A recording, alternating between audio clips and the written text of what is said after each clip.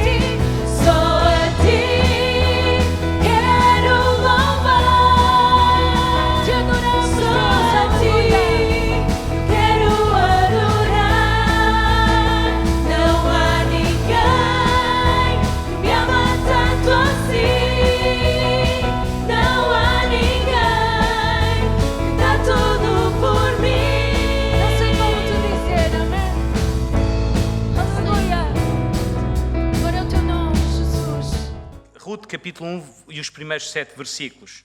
Diz assim: No tempo em que governavam os juízes, houve uma grande fome em Israel. Um homem que vivia em Belém, terra de Judá, saiu com a sua mulher e os 2 filhos, e foi com eles por algum tempo para a região de Moabe. O homem chamava-se Elimeleque, sua mulher Noemia. Eu estou a ler numa outra tradução. E os 2 filhos, Malom e Quilion, eram de Efrata, de Belém de Judá. Quando estavam a morar em Moabe, Elimeleque, o marido de Noémia, morreu e ela ficou lá com os 2 filhos. Eles casaram-se depois com mulheres de Moabe. Uma chamava-se Orfa e a outra Ruth. Depois de terem estado cerca de 10 anos em Moabe, morreram também Malom e Quilion. Noémia ficou assim desamparada, seu marido, e sem os 2 filhos. Quando estava ainda em Moabe, Noémia ouviu dizer que o Senhor tinha abençoado o seu povo com boas colheitas. Por isso preparou-se para sair de Moabe com as suas 2 noras. Até aqui a leitura da Bíblia Sagrada. Deixem-me vos apresentar em primeiro lugar esta família e contextualizar. Primeiro pensar no local de habitação. Eles pertenciam a uma tribo chamada Judá e a uma cidade específica com a sua importância, tanto mais porque haveria de vir uma profecia a respeito desta cidade, mas ainda não existia na altura. Belém, ela ficava cerca de 8 quilómetros a sul do que está hoje Jerusalém, cerca de 8 quilómetros. Seu nome significa casa de pão. Porquê casa de pão? Por uma razão muito simples, é que nesta região era fértil, a região era bastante fértil para o plantio de cereais. Então era lógico que era chamada casa de pão. Havia abundância de trigo nesta zona também. Em segundo lugar, aconteceu uma fome.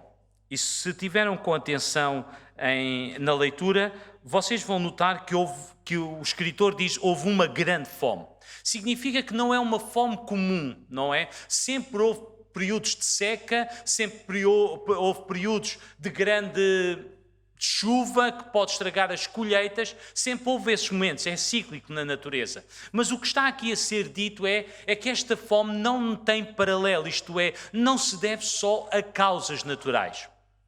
Os comentadores pensam que o contexto onde se insere a história de Ruth é o contexto de Gedeão, porque no início do livro diz que é no tempo dos juízes, e Gedeão é um dos líderes de Israel que apareceu durante este tempo. Para vocês terem uma ideia do tempo em que nós estamos a falar, diz-te cerca de 3.120 anos sensivelmente, não sei quantos dias, está bem? Mas cerca de 3.100 anos dista de nós esta história. E havia líderes que Deus levantava ocasionalmente para trazer libertação de povos opressores de Israel.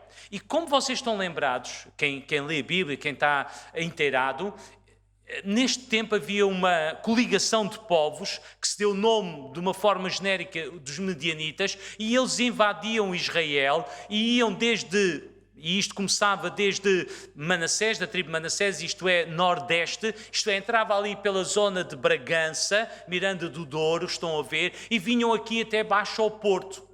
Pronto, vinham até um bocadinho mais abaixo, se calhar ali até Coimbra, porque diz que iam até à faixa de Gaza, e Gaza está um bocado mais abaixo de Jerusalém. Então invadiam e levavam todas as colheitas e todo o gado também. E isto era cíclico. Eles viviam de pilhagens e alimentavam assim as suas tribos nómadas, ou seminómadas, melhor dito. Então é bem possível que estamos a falar destas pessoas. Por onde é que eles vão? Vão para um planalto a 80 km, bastante fértil. Há fome nesta terra, 80 km dali há abundância. Daí a minha chamada de atenção que é bem possível que não seja alguma coisa natural, mas seja alguma coisa não natural, mas tem a ver com estas invasões. E eles foram para cerca de 80 km de distância e ali habitaram. Esta família é possível ela ser uma família distinta de Belém. Porque no versículo 19 do capítulo 1, quando Noemi vem de regresso, vão dizer algumas coisas. E eu passo a ler o texto, só para eu não citar mal. E lá foram as duas para Belém. Ao chegarem, toda a cidade ficou em alvoroço e as mulheres perguntavam, não é esta a Noémia? Toda a gente sabia quem era esta mulher. Então ela tinha alguma distinção em relação às demais. Esta é a primeira nota. Por outras palavras, diríamos nós, pertencia à aristocracia da cidade de Belém. É bem possível. Os nomes destes personagens, destas pessoas, desculpem. Elimelec significa, meu Deus é rei. Noémia, ou Noemi, significa que ela é agradável, aprazível ou amorosa. Ela, quando regressa e lhe chamam pelo seu nome, ela diz, não me chamem mais Noémia, mas chamem-me antes a Mara, porque eu estou em amargura dentro de mim. Os seus filhos, e eu chamo a atenção dos seus filhos, porque se os nomes dos pais são bonitos no seu sentido, e deixem-me só chamar a atenção, eu hoje de manhã também falei sobre Ruth lá em infância, estou ali a olhar para o irmão Manuel, eu falei sobre Ruth, mas falei daqui para baixo. E eu estava a dizer lá, estava a explicar, nós hoje pomos os nomes aos nossos filhos consoante o nosso gosto. Certo? É assim que nós escolhemos. Mas entre os hebreus e no Médio Oriente não é posto o nome pelo gosto. Eu gosto da sonoridade de Ruben, eu gosto da sonoridade de Tiago. Então os nossos filhos vão se chamar Tiago. certo? Pronto, é assim, mas lá não, tinha muito a ver com alguma característica, com algum desejo, com algum intento ou com algum conhecimento ou uma circunstância da vida. Por exemplo, Jacó significa suplantador. Porquê? Porque ele tentou passar à frente de Esaú no nascimento e depois veio agarrado. E daí o seu nome, Esaú, porque ele era muito cabeludo, era muito peludo, daí ser posto o nome de Esaú.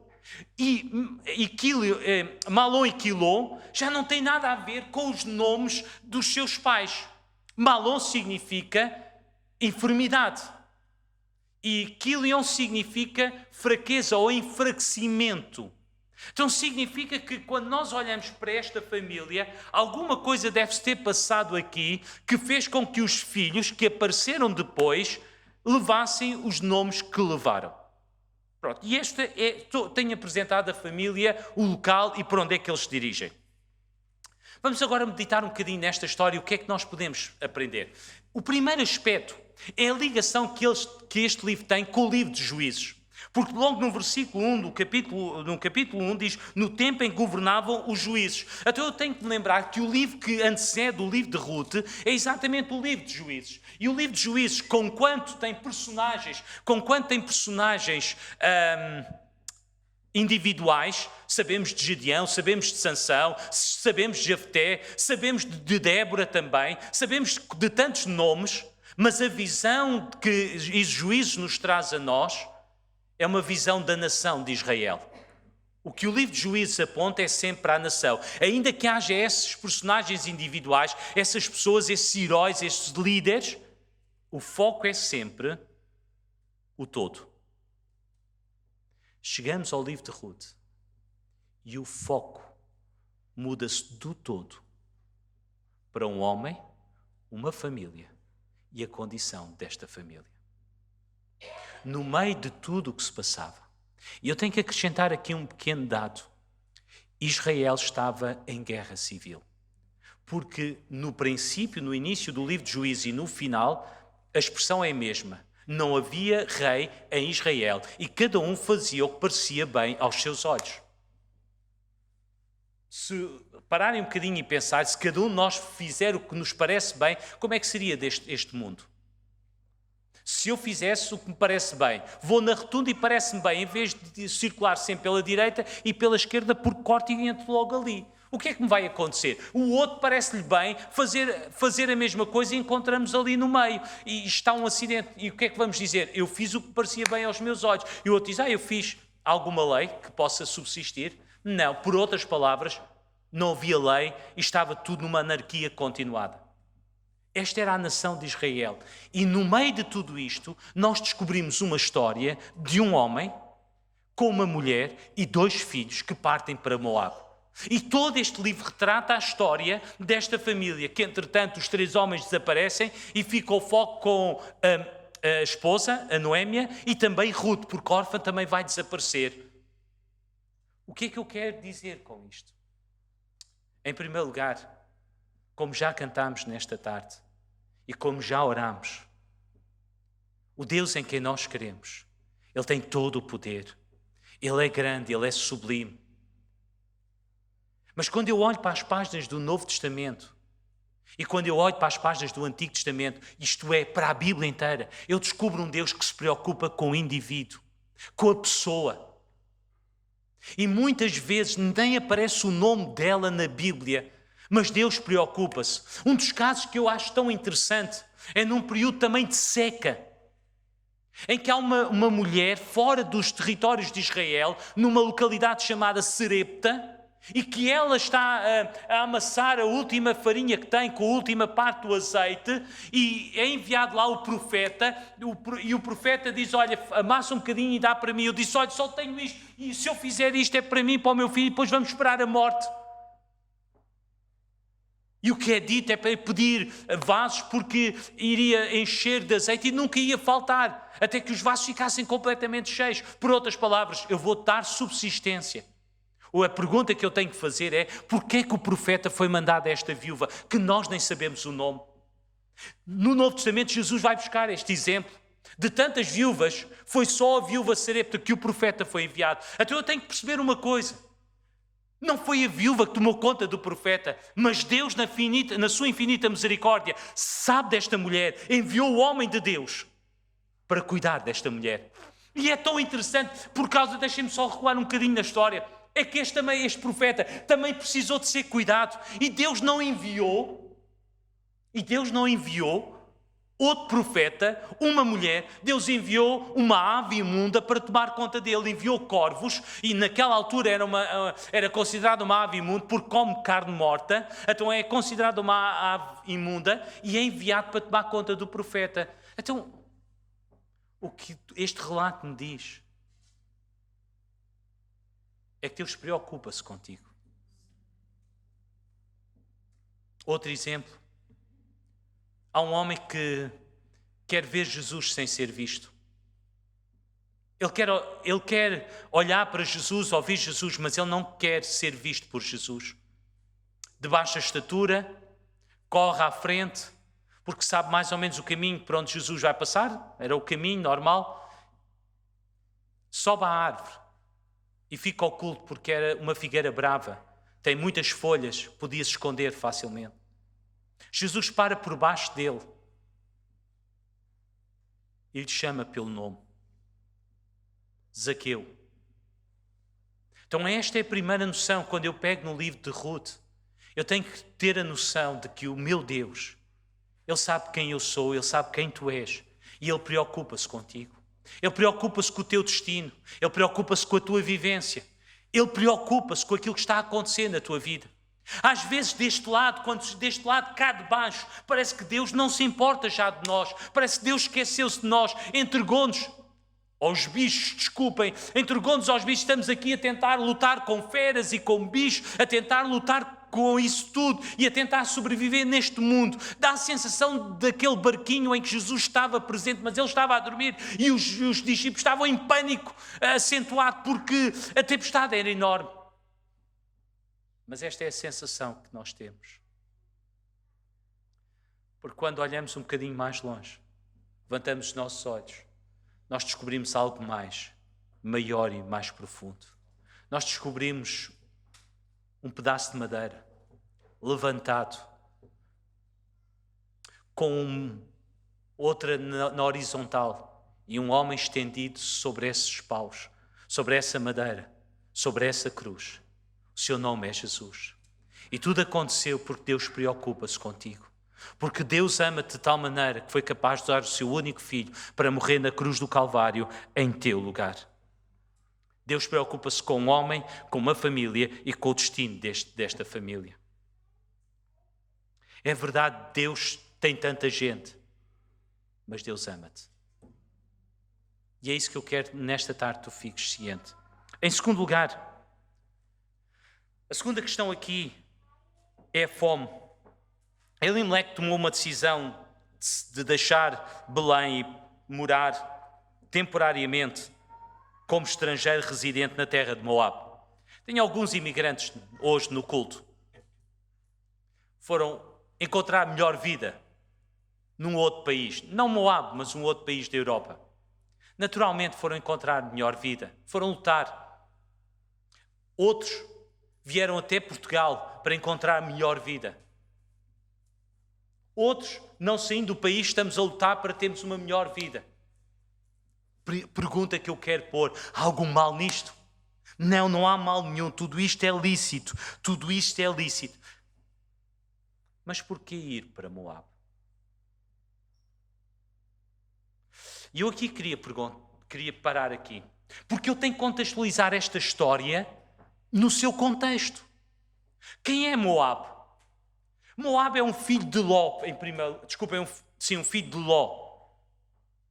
Sim, agora não estou perdido. É um filho de Ló. Certo? Fruto de uma relação incestuosa. Logo o povo tem má fama. Não é? Nós dizemos já não colamos autocolantes em ninguém, mas ainda continuamos a colar autocolantes em muita gente, não é?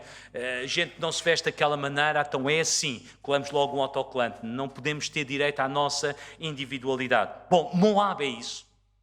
Em segundo lugar, Moab é também uma nação que Israel atravessou quando saiu do Egito, que não atacou, mas não lhe permitiu lhes dar água. Eles disseram, nós pagamos a água que nós bebermos. E eles disseram, não teremos água, nem teremos pão, passa depressa pela nossa terra. Então era um povo que não era muito amistoso, particularmente de Israel. Em terceiro lugar, logo no início do livro de de Juízes, é-nos dito que um rei moabita invadiu Israel e o escravizou durante 15 anos. E isto é antes deste momento.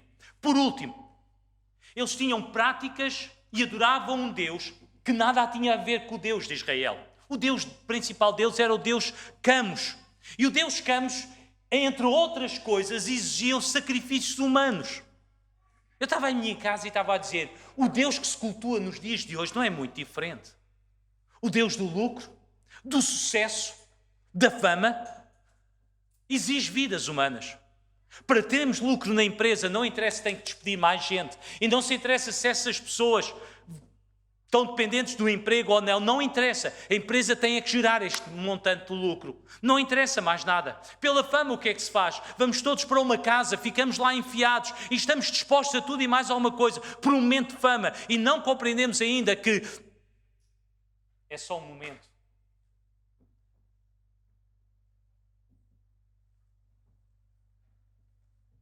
Porquê é que foram para Moab? Sim, era um território fértil. Israel, Belém, estava com escassez. Mas parece-me a mim que a situação é mais profunda do que esta. Porque afinal de contas, cada israelita sabia que o Senhor proverá. O Senhor cuida. Eu acabei de dizer, o Senhor cuida. Se o Senhor cuida, eu não tenho que me deslocar para lado nenhum, porque afinal de contas o Senhor cuida de mim. Esta manhã estava a lembrar um episódio de Israel. Israel estava a caminhar no deserto e saiu de uma terra fértil chamada a terra de Gozan, que é assim que a Bíblia diz, que diríamos hoje no delta do Nilo, e estava-se a dirigir para outra terra fértil, que é o que hoje nós chamamos a Palestina. Estava-se a caminhar de uma terra fértil para outra terra fértil. De repente, é Deus que os faz parar no território mais inóspito daquela região. Um deserto, o deserto de cima ou de Zim. Ali tem que parar, ali não há nada. Pior ainda, Israel disse, estou farto de comer este pão. Há um ano e qualquer coisa que eles comiam sempre a mesma comida. Estavam cansados. E Moisés, desesperado, diz, olha, eu quero morrer, leva-me para junto de ti, olha, eu não quero viver mais, estou cansado desta vida, como tantas vezes nós dizemos, e Senhor, leva-me para junto de ti, eu não aturo mais isto, não fui eu que criei este povo. E o Senhor diz uma coisa muito simples, eu vou dar carne a esta gente.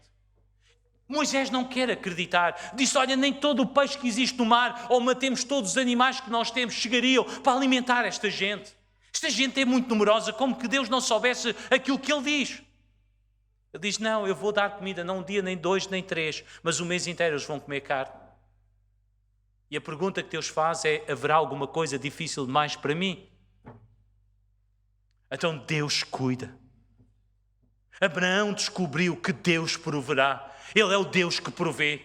Então eu não tenho que sair de lado nenhum, não tenho que ir à procura de nada. Eu tenho que ficar confiado no Senhor e esperar nele, porque dele vem o meu auxílio.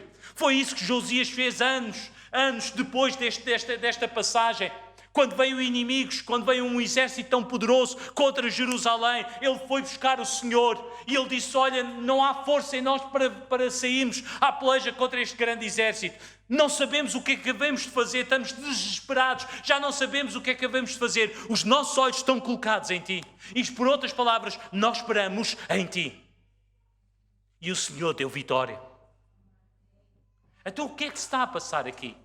Elimeleque, ele era um israelita. Noémia era uma israelita. Eles conheciam Deus da história. Mas quando olhamos para os nomes dos seus filhos, nós notamos uma coisa. E às vezes é isso que se passa na nossa vida. Começa a surgir um problema na nossa vida. E nós começamos a enfraquecer na nossa fé e no nosso caminhar com Jesus. É isso que é notado aqui. Há uma enfermidade e há um enfraquecimento. E às vezes começamos a cair na nossa vida espiritual. E a nossa fé em Cristo, a nossa dependência dele, começa-se a esvair.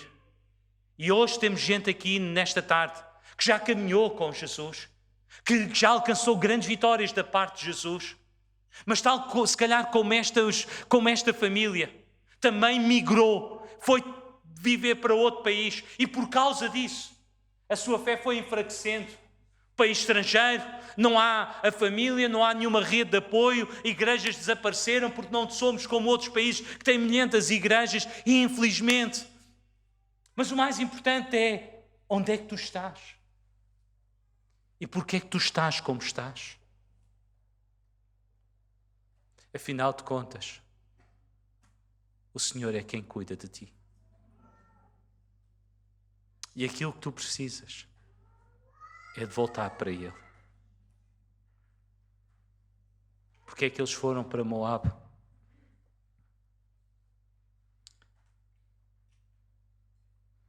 Eles foram porque deixaram de depender do Senhor.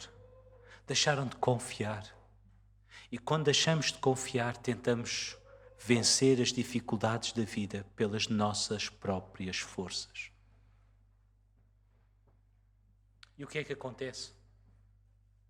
As nossas forças não são suficientes. Eles não conseguiram alcançar aquilo que tinham em vista. Mas a morte foi aquilo que eles encontraram. Eu gostava de deixar bem sublinhado: a morte foi aquilo que eles encontraram.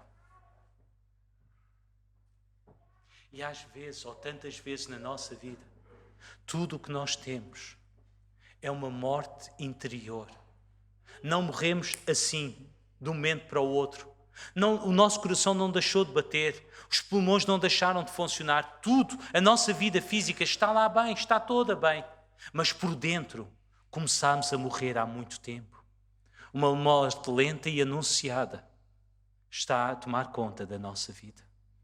E cada vez temos menos prazer em viver, cada vez as coisas têm menos significado, cada vez as coisas fazem menos sentido para nós. Cada vez custa-nos mais a levantar de manhã, enfrentar-nos no espelho e enfrentar-nos as outras pessoas. Esta é a morte anunciada. Pior ainda, é que esta família ficou completamente desamparada. Noémia ficou sozinha lá na terra de Moabe. Se ela estivesse em Israel, tinha a família por perto, tinha os amigos por perto, estava no seu contexto. Agora não tem nada. E volto a dizer, estou a falar de gente que é imigrante, seja de Portugal para fora, seja de fora para Portugal. É complicado. Eu entendo quando foi esta questão do vírus, eu entendo que as pessoas estão aqui sozinhas, com muito medo de apanhar o vírus. Porquê? Não tem ninguém, se me acontece qualquer coisa, quem é que me pode valer? Então o pânico está instalado dentro. É normal, é natural. Se eu estivesse sozinho, eu já fui migrante dentro do nosso país, vim de Lisboa para aqui, há 26 anos atrás. Solteirinho, bom rapaz na altura, não é? Depois casa-se e acho que o bom rapaz cai. É assim. E eu sei o que é... Eu sei viver dentro do país, mas eu sei o que é não ter ninguém. E se acontece alguma coisa, não tenho ninguém. Não tenho rede, não tenho nada. Aquela família de perto. E há um desamparo. Sublinhar desamparo. Ficámos desamparados. A rede que tínhamos, que nos segurava, desapareceu. Porque a melhor rede desta vida não é a família, não é um bom trabalho. A melhor rede é o meu Deus que cuida de mim.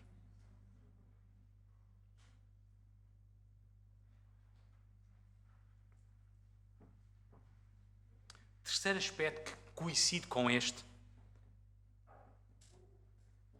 é o restante do livro. Se o livro acabasse aqui, era uma desgraça completa. Era uma desgraça completa, só morte atrás de morte, e temos uma viúva, e que naqueles dias as viúvas eram Estavam numa condição terrível, porque primeiro certamente eram amaldiçoadas, porque Deus levou a todos.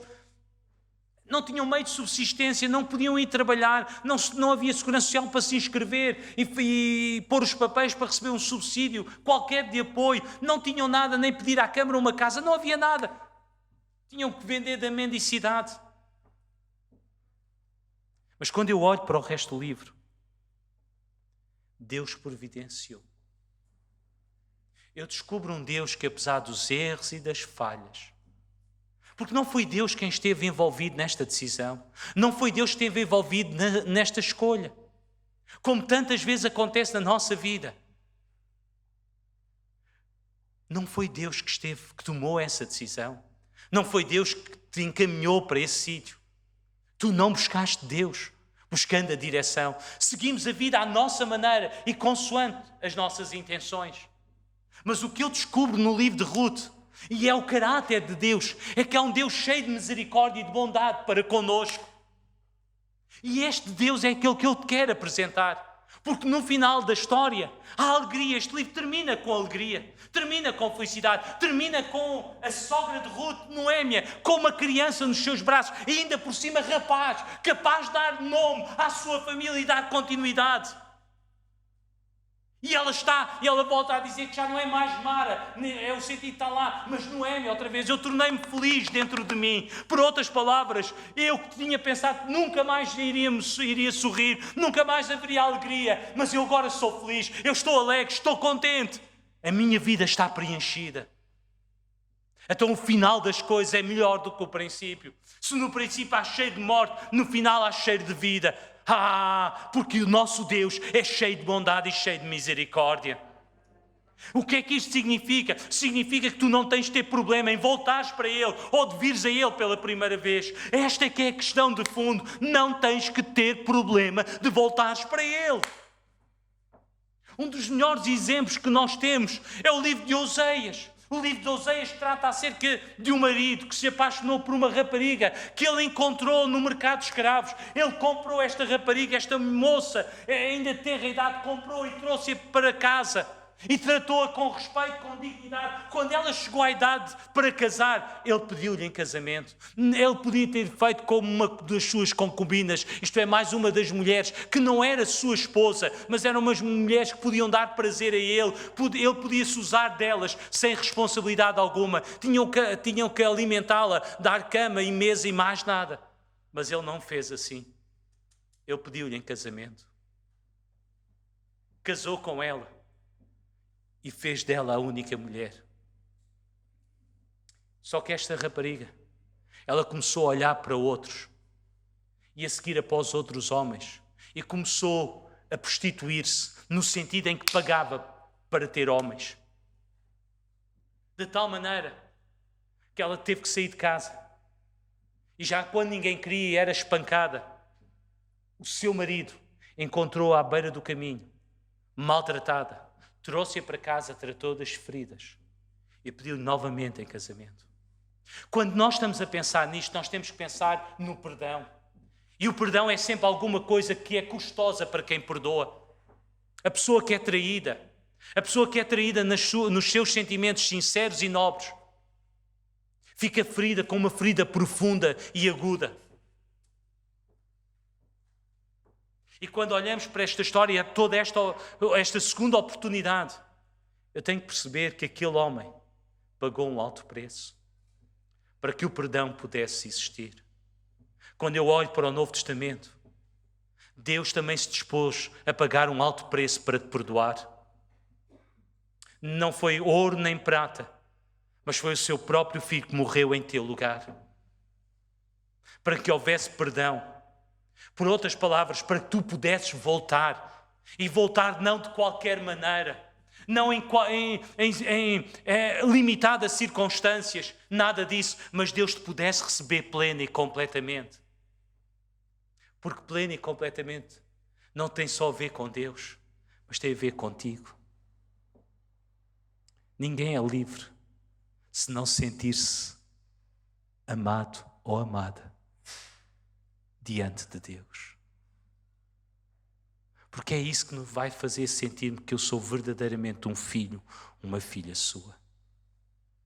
Quando olhamos para a história do filho pródigo, quando o filho mais novo regressa, há uma festa. Há um correr do pai e o abraçar e o beijar. Em segundo lugar, há um vestir, um pôr um anel e sapatos nos seus pés e há a fazer a maior festa. O que é que isto significa?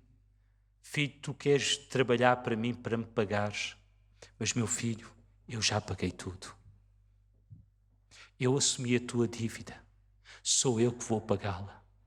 Tudo o que eu quero é que tu entres e te sentes à mesa como meu filho. É este caráter, é este Deus que eu apresento-vos nesta tarde e que Ele quer ter um encontro com cada um de vocês nesta tarde. Não para apontar o dedo, mas para dizer, meu filho, minha filha, eu amo-te. Eu tenho visto o teu sofrimento. Porque o nome pelo qual Deus é tratado neste livro de Ruth é o mesmo nome que aparece lá no livro de Êxodo. E que Moisés disse, qual é o teu nome? E Deus diz qual é o nome dele, eu sou. E isto significa algumas coisas muito simples. Eu sou um Deus pessoal. Sabe, Deus não é um Deus distante. Deus é um Deus pessoal, Ele é o meu Deus. Por isso nós dizemos o meu Deus. Eu não sou dono de Deus, mas eu tenho uma relação com Ele. Não uma relação eu preciso e tu dás. Não, nada disso. Eu tenho uma relação baseada no amor. Há uma permanência, porque eu sei que Ele me ama e eu também o amo a Ele. Então este é o primeiro aspecto. Segundo aspecto, Deus age. Deus não é passivo. Deus não está, porque no contexto vai dizer a Moisés, tenho visto atentamente a aflição do meu povo e eu desci para o salvar. Deus age, Deus atua, Deus faz. Este é o Deus em quem eu creio.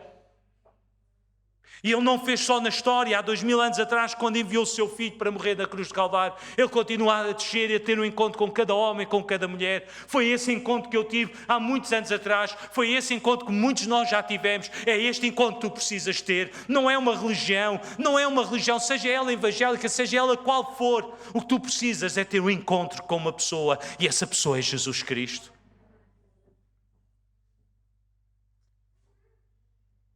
Mais ainda, Ele é um Deus pessoal, Ele conhece a tua dor e o teu sofrimento.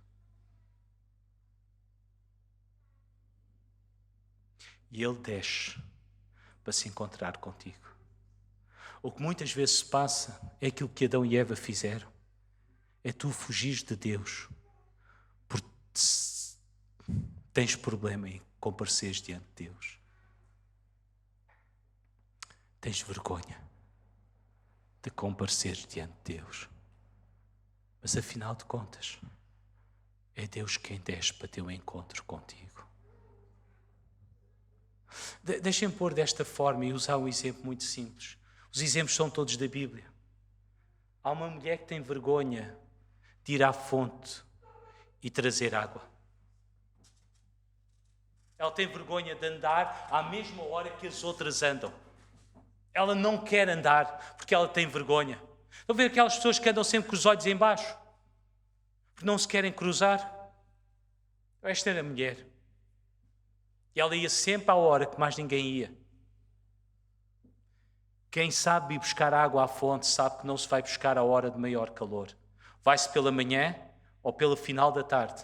Ou então antes do meio-dia vai-se buscar água. Na terra do meu pai, eu ainda ia à fonte buscar água para o almoço. Vai lá buscar água para o almoço, que assim vem fresquinha, não é? Isto é na Serra da Estrela. Então eu era menino e eu ia lá buscar água. Aquilo encantava-me, não é? Porque eu só conhecia a água da torneira, não é? E a água sair diretamente da parede, lá da rocha, aquilo era fabuloso para mim, rapaz da cidade, não é? E era tão maravilhoso, eu encantava-me com aquilo.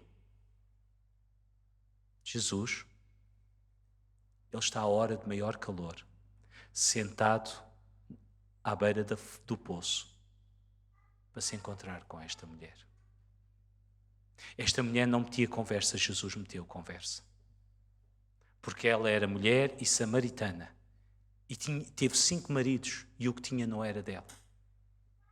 Mas Jesus foi lá ter com ela. Como, por exemplo, uma mulher apanhada em adultério, a ordem era apedrejar. Jesus disse: olha, o primeiro que está sem culpa, seja o primeiro a atirar pedra. Ninguém foi capaz. Está agora Jesus e a mulher. Pergunta é: onde estão os teus acusadores? Porque eu não sou um acusador teu. Eu não estou cá para te acusar. Eu estou cá para te perdoar. Foi Jesus quem disse: eu não vim para condenar o mundo. Ou melhor dito, é João quem diz: Jesus não veio para condenar o mundo, mas para que o mundo fosse salvo por ele. Então não fujas mais dele. Vem. Como há bocado estávamos a cantar. Vem. Vem te encontrar com ele nesta tarde. É isto. Vamos fechar nesta tarde.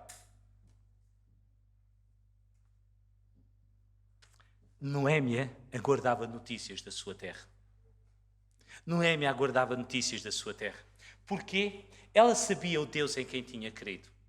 Ela sabia o Deus em quem tinha confiado. Ela tinha conhecido histórias da antiguidade e aquilo que Deus tinha feito. Sabia que um dia Deus voltaria a visitar o seu povo e traria vitória. E eis que as notícias surgem. Deus abençoou a Israel e agora há novamente pão em abundância em Israel. Agora é o dilema. O que fazer? Agora é o dilema. Vou sair com o marido, 2 filhos. Volto sem marido, sem filhos. Sem nada. Sem ninguém. Não tenho nada. Estão a ver a imagem? Ela a voltar para a terra e como há bocado eu li, não é esta a Noémia?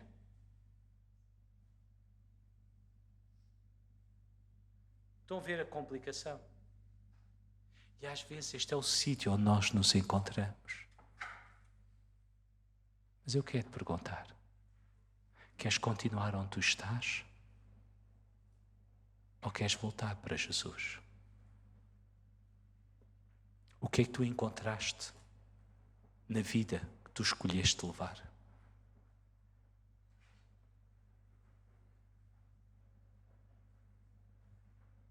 E o que é que tu tiveste já em Jesus quando o seguias verdadeiramente? Segundo lugar, para aqueles que nunca tiveram este encontro, Jesus chama por ti. Jesus chama por ti. Há bocado cantávamos: se cansado estás, sem forças para continuar. Porque afinal de contas esta mulher, e a Bíblia é tão interessante, descreve como é que as emoções desta mulher estariam. O impacto que teve, perdeu o marido e logo a seguir perdeu os 2 filhos. Complicado. Estava devastada. Mais ainda, porquê é que tudo isto me aconteceu? É a pergunta que todos nós fazemos. Será que merecemos isto? E há um conflito dentro de nós. Eu quero pôr as coisas ao contrário. Se tu fores por aí, onde é que tu vais ter? Ao desespero. Porque caminhas sem Deus e não tens rumo para a tua vida. Às vezes somos chamados a confiar em Deus quando nós não temos nada, a não ser quem Deus é. E nesta tarde, é esse o desafio que eu te faço. Põe a tua vida, não nas mãos de uma religião, mas nas mãos do próprio Deus. Confia nele e tu irás descobrir o que ele fará com a tua vida.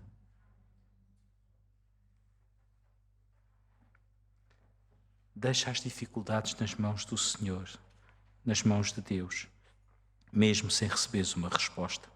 Confia nele. Agora Ruth e Noémia caminham em direção a Belém, a terra ou a casa do pão. E no Novo Testamento eu descubro que Jesus é o pão da vida, aquele que pode saciar o teu interior. Amém? Se ferido e cansado estás, se o pecado te deixa incapaz, Jesus te chama. Ouve com atenção. Se não tens mais forças para lutar e no fundo desejas mudar, Jesus te chama. Vem à sua presença, vem à sua presença. Perdão no Pai encontrarás, rendido a Cristo. Seu sangue comprou tua paz. Aleluia. Obrigada, Jesus, pelo teu sangue na cruz, aleluia, por cada um de nós, aleluia. O que passou ficou para trás, já não há mais razões para chorar, Jesus te chama. Ouve a sua voz nesta tarde, amém? Nova vida nele encontrarás, gozo eterno ele te dará, Jesus te chama. Vem à presença de Deus, aleluia. Ele te chama, aleluia. Alcança a verdadeira paz em Jesus, aleluia. Rendido a Cristo. Cantamos mais uma vez. Vem à sua presença, aleluia.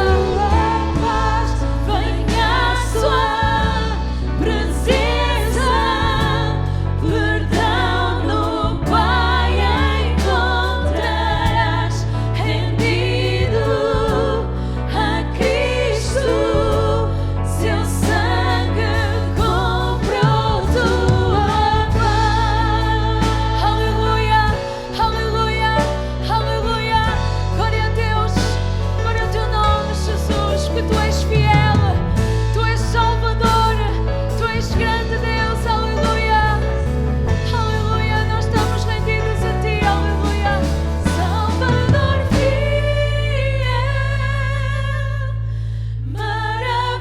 maravilhoso.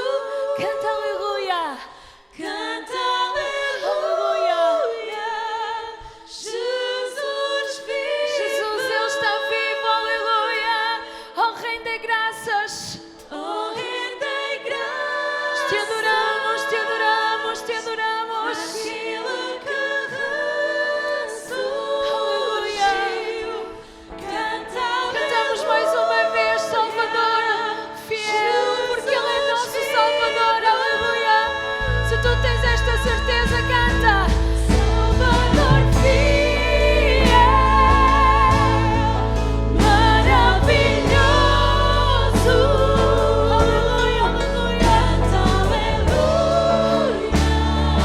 Jesus vive.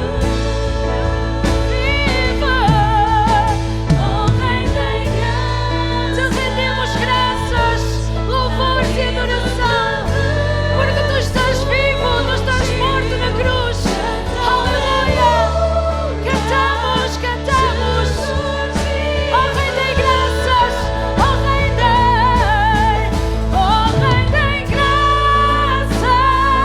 Graças, aquele que ressurgiu. Canta aleluia. Jesus vive.